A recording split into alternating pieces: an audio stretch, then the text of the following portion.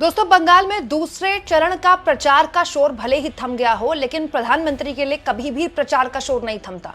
जब भी किसी राज्य में चुनाव हो रहे होते हैं, वो किसी दूसरे राज्य में जाकर या तो कुछ ऐसा करते हैं जो उस राज्य के चुनाव को प्रभावित करता है, या फिर कुछ नहीं होता तो वो तपस्या करने चले जाते हैं या फिर कहीं ध्यान करने चले जाते हैं।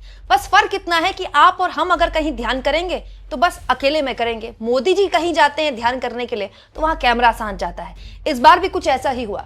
पश्चिम बंगाल के चुनाव को लेकर लगातार चर्चाएं चल रही थी, बातचीत चल रही थी। तभी प्रधानमंत्री मोदी की ये तस्वीरें सोशल मीडिया में खुद उन्होंने शेयर की, जिसमें वो युवाओं के साथ फुटबॉल खेलते हुए दिखाई दे रहे हैं गैंगटॉक में। हालांकि इन तस्वीरों पर भी बहुत से लोग मजाक उड़ा सकते हैं, मोदी जी को ट्रोल कर सकते हैं, लेकिन ट्रोलिंग से कहीं ज्यादा दोस्तों कुछ ऐसी तस्वीरें भी और कुछ ऐसी खबरें भी हैं जो हमें अपने प्रधानमंत्री से पूछनी चाहिए कि मोदी जी को जब फुटबॉल खेलने से फुर्सत मिल जाए, अपनी पार्टी के लिए रोड शो करने से फुर्सत मिल जाए, रैलियां करने से फुर्सत मिल जाए, तब क्या वो डबल इंजन सरकारों के सूरत हाल के बारे में एक बार सोचेंगे? दोस्तों, प्रधानमंत्री जब एक तरफ युवाओं के साथ फुटबॉल खेल रहे थे, वहीं दूसरी ओर एक भाई ने कुछ ऐसा किया है उस राज्य में जहां डबल इंजन की सरकार है, जिसको अगर आप सुनेंगे और अगर मैंने आपको वीडियो दिखा दी तो आप शायद रात को सो ना पाए, आपकी रूह कांप जाए। वो ऐसी वीडियो है दोस्तों जो मतलब फिल्मों में होते हुए हमने देखा है। ज़ॉम्बी की कोई फिल्म होगी ना दोस्तों, उस तरह की किसी फिल्म में वो सीन होगा जो डबल इंजन में हो रहा है। लेकिन पहले मोदी जी का प्रचार आपको दिखाती हूं, जो बंगाल चुनाव के लिए मोदी जी गैंगटॉक से कर रहे हैं। दोस्तों, प्रधानमंत्री मोदी शिलोंग में थे, वहां उन्होंने कल एक रोड शो किया। रोड शो की तस्वीरें भी बीजेपी वालों ने शेयर की हैं और ये बीजेपी वाले तारीफ कर रहे हैं कि मोदी जी की क्या एनर्जी है। देखिए, पहले बंगाल में रोड शो करते हैं, रैलियां करते हैं, उसके बाद मोदी जी सीधे वहां से सिक्किम जाते हैं। सिक्किम में प्रधानमंत्री रोड शो कर रहे हैं, लोगों से मिल रहे हैं, क्या एनर्जी है।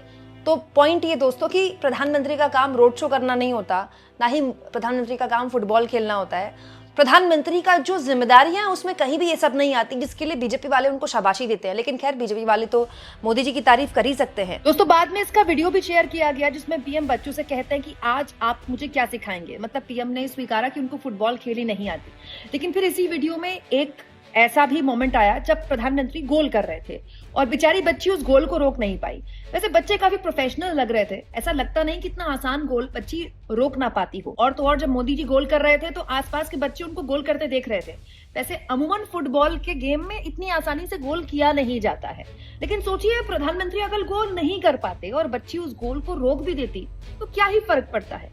कहने वाले कह सकते हैं कि क्या बच्चों के साथ एक फ्रेंडली मैच खेलने में भी पीएम को जीतते हुए दिखाना जरूरी है। इनफैक्ट दोस्तों, इस वीडियो के बाद तो मोदी जी के कैमरामैन को एक सैलरी हाइक मिलना ही चाहिए, क्योंकि 2 मिनट 27 सेकंड में एक फ्रेम आता है जब प्रधानमंत्री इस वीडियो में देखकर ऐसा लग रहा है कि फुटबॉल में साइन कर रहे हैं, लेकिन एक्चुअली में अगर आप गौर से देखें तो ये सिग्नेचर पीएम कैमरे के फ्रेम में कर रहे हैं, क्योंकि जब कैमरे के फ्रेम में सिग्नेचर होंगे तभी तो ये वाला पूरा शॉट बनेगा। मतलब धुरंधर के लिए लोग कहते हैं आदित्य धर ने पीक डिटेलिंग की, लेकिन मैं तो कहती हूँ कि मोदी जी के कैमरामैन ने पीक डिटेलिंग में धुरंधर के आदित्य धर को भी पीछे छोड़ दिया। ऐसा फ्रेम तो आज तक मोदी जी के किसी भी कैमरामैन ने नहीं बनाया। मतलब देश देखना चाहेगा कि मोदी जी कैसा फुटबॉल खेलते हैं, लेकिन फिर भी इन फोटोज के जरिए कहा जा रहा है कि भाई प्रधानमंत्री जो हैं फुटबॉल को एक तरह से इनकरेज कर रहे हैं, क्योंकि हमारे देश में क्रिकेट ही सारा फुटेज ले जाता है।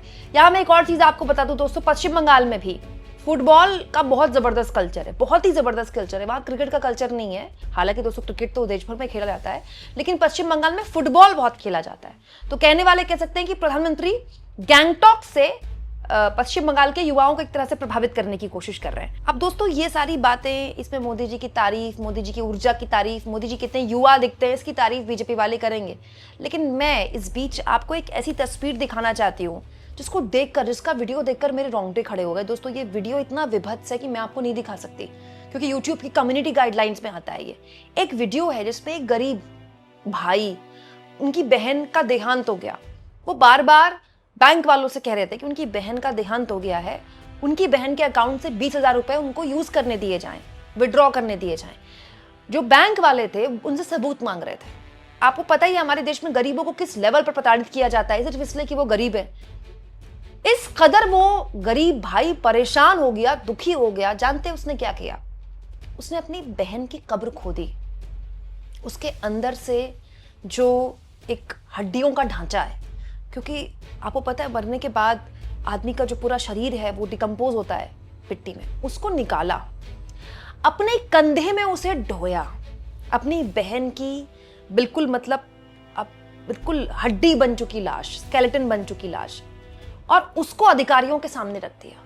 वो वीडियो है मेरे पास जिसमें जो भाई है वो अपने कंधे पर अपनी मतलब मृत बहन को, जिसका कई दिन पहले ही अंतिम संस्कार भी कर दिया गया हो, उसकी लाश निकालकर कब्र से कंधे में ढोकर अधिकारियों के आगे रख रहा है कि ये लो, इससे ज्यादा और कौन सा सबूत चाहिए।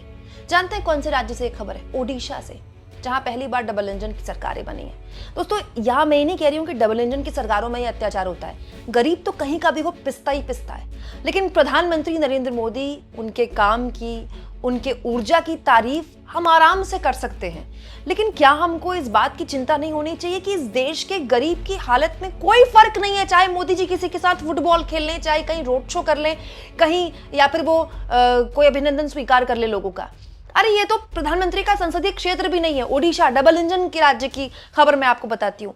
अखिलेश यादव ने ये फोटो शेयर की है दोस्तों, ये बीएचयू का हाल है, वही बनारस जिसको क्योटो बनाने की बात की थी मोदी जी ने, पता नहीं अब मोदी को खुद भी याद है कि नहीं है। अखिलेश यादव ने फोटोज शेयर किए हैं जिसमें उनका दावा है कि बीएचयू जो सबसे बड़ा हॉस्पिटल है बनारस में, वहां जो बाल रोग वार्ड है, जहां बच्चों का इलाज होता है, क्योंकि देखिए बच्चों में इम्यूनिटी बहुत कम होती है, तो वहां इन्फेक्शन का खतरा बहुत होता है, तो बाकी वार्ड से ज्यादा साफ रखे जाते हैं बाल रोग वार्ड। जानते हैं वहां क्या है? वहां कुत्ते लौट रहे हैं। ये प्रधानमंत्री के संसदीय क्षेत्र का हाल है दोस्तों। क्योटो बनाने का सपना था, क्योटो तो पता नहीं कब बनेगा। बच्चों का वार्ड, जहां नौनिहालों का मतलब दूध पीते बच्चों का इलाज होता है। कई बार तो कई बच्चे होते हैं जो कि अंडरवेट पैदा होते हैं, या फिर अपनी वक्त से पहले ही पैदा करना पड़ता है, कुछ कॉम्प्लिकेशंस आ जाती है ना, तो ऐसे वार्ड में इन बच्चों को रखा जाता है जो बहुत ज्यादा सेंसिटिव होते हैं। वहां कुत्ते लौट रहे हैं, कितना भयानक खतरा है संक्रमण का, इन्फेक्शन का। और ये कहां हो रहा है? प्रधानमंत्री के संसदीय क्षेत्र में।